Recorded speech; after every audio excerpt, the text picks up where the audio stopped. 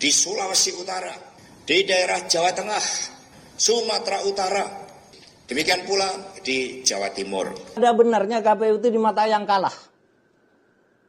Dan orang yang takut kalah itu selalu menyerang, bukan malah memberi masukan yang bagus.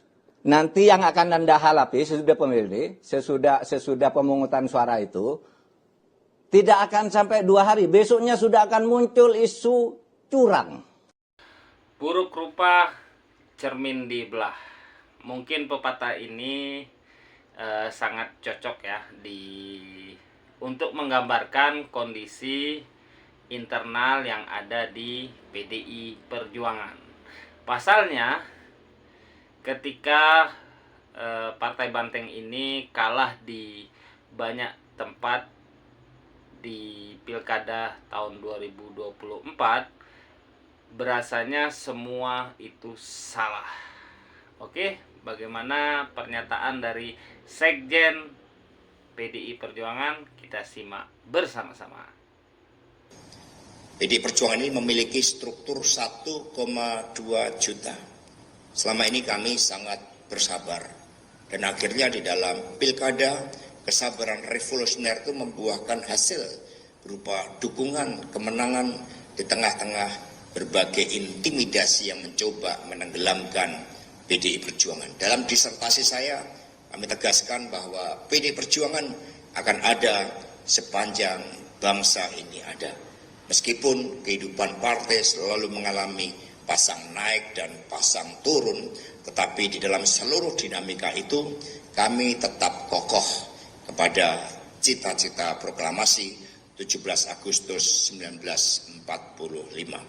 Karena itulah rekan-rekan pers, kami juga mohon bantuannya, karena di situ pun tertulis pesan Siddhartha Gautama, ada 3 hal yang tidak bisa disembunyikan, yakni matahari, bulan, dan kebenaran. Dan zenit kebenaran itu suci di atas segalanya. Inilah yang kami lakukan, karena itulah kami siap ya untuk terus berjuang meskipun menghadapi tekanan-tekanan, tetapi kesadaran dari rakyat, dari masyarakat sipil untuk menunjukkan perlawanan dengan jalur hukum itu semakin kuat.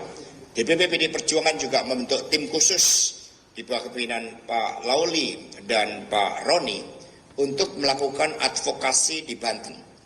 Jadi kami percaya bahwa di Banten ini seharusnya Bu Airin dan adik yang harusnya menang. Kalau tidak ada pengerahan berbagai instrumen dari Parcok tadi, kami yakin Bu Airin, Kang Ade akan menang. Di Sulawesi Utara, kalau tidak ada mobilisasi, tekanan-tekanan sampai ke gereja-gereja, kepala-kepala desa, anggota DPRD, kami meyakini bahwa saudara Stephen Kaundo yang akan menang. Di daerah Jawa Tengah, kami meyakini sekiranya tidak ada instrumen kekuasaan dan sumber daya negara yang dikerahkan, kami meyakini bahwa Andika Hendi akan menang. Sumatera Utara, Letnan Jenderal TNI Purnawirawan Edi Rahmayadi Hasan Basri, kami meyakini akan mampu memenangkan. Kalau tidak ada instrumen negara dan sumber-sumber negara yang dikerahkan, tidak ada upaya-upaya di dalam membentengi berbagai ruang kebebasan demokrasi. Demikian pula di Jawa Timur.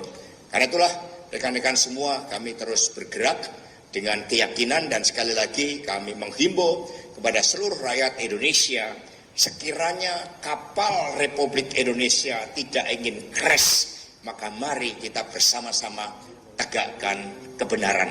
Hanya dengan cara itu kita akan menyelamatkan masa depan. Terima kasih, kurang lebihnya silakan.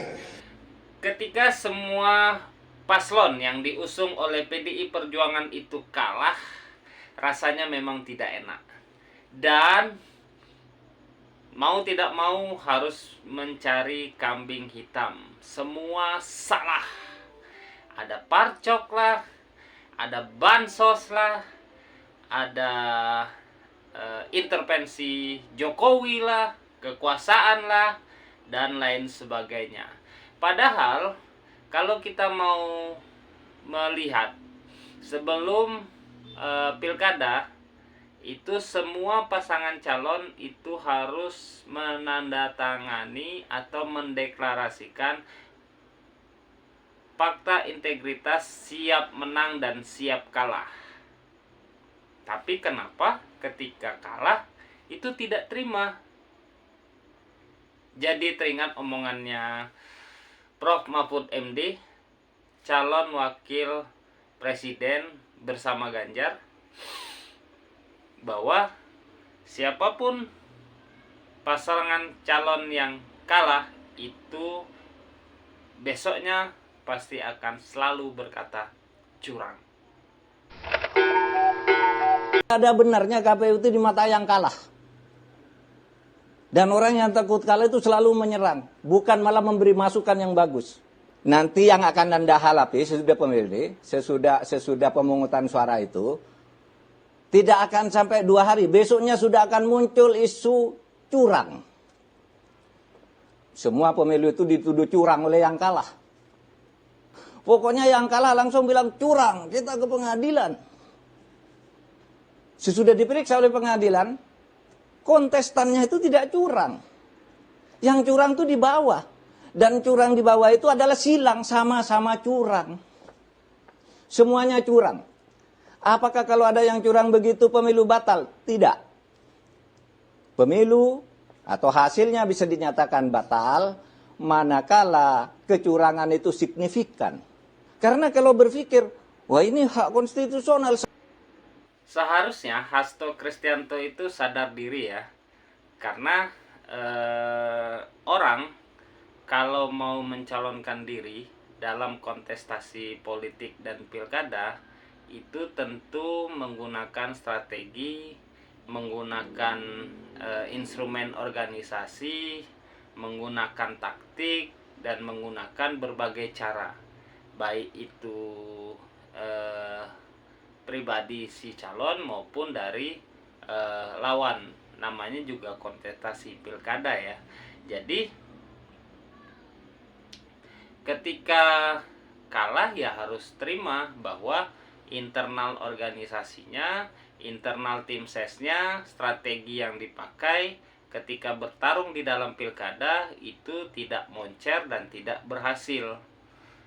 PDI Perjuangan harus koreksi diri, tidak hanya menyalahkan internal eksternal yang ada di luar, harus juga mengoreksi diri yang ada di internal. Ketika kalah strategi, kalah taktik, dan kalah organisasi dalam mengelola isu, mengelola tim ses, dan mengelola masyarakat, maka jawabannya bukan menyalahkan pihak lain, harus koreksi diri sendiri.